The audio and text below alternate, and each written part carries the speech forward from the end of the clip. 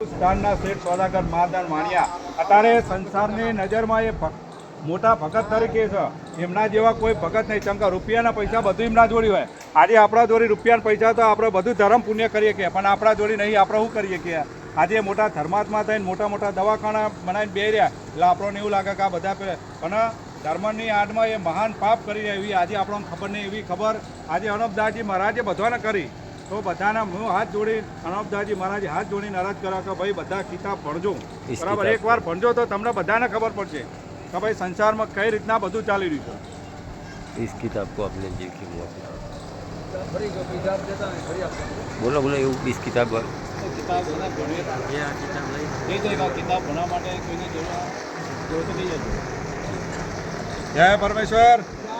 यह किताब जिस भाई को लेनी है तो निःशुल्क किताब प्राप्त करे.